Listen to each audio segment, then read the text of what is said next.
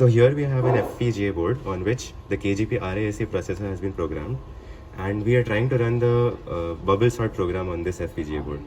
So these are the initial values, as you can see on the screen. 42, minus 42, and so on, sequentially stored in memory. Now we'll show you that the initial 0th memory location stores the value 42. So we set this pin to 1, and then these values indicate 42. 2 to the power 0, then 2 to the power 1, and so on. So accordingly, then we proceed to the address 1. So as we can see on the screen, that is minus 42, and that's what is displayed here. Just take the complement and then add 1 to it. Then proceeding to 2. This is 144. So you can add the bits up and see it. 2 to the power 4 plus 2 to the power 6. Then 3. This is again 42. Then 4. This is 8, and so on. All the values accordingly are stored in memory. So we set the reset pin to 0 to allow the program to run, and then that would proceed for 1 minute, and till that time we'll show you our data path.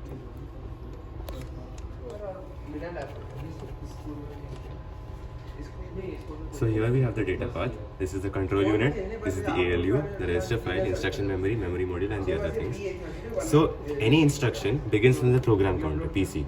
That gets loaded in the instruction memory, and then the appropriate select line, the control unit selects the appropriate line and then passes the data on to the ALU, which then determines a result and a carry bit. And depending on the memory access of the instruction we are executing, that is also accordingly set by the read memory or write memory pins. And programs execute this way. Now, since our FPGA has been running for 1 minute, we can show you the executed output that the data has been sorted in the memory. So we'll set the reset pin to 1 again to show you the data. Then this button is set to 1 again. Now this is the 0th address, and this denotes minus 576. And according to the data, that should be at the 0th index in a memory. Now the next one should be minus 42.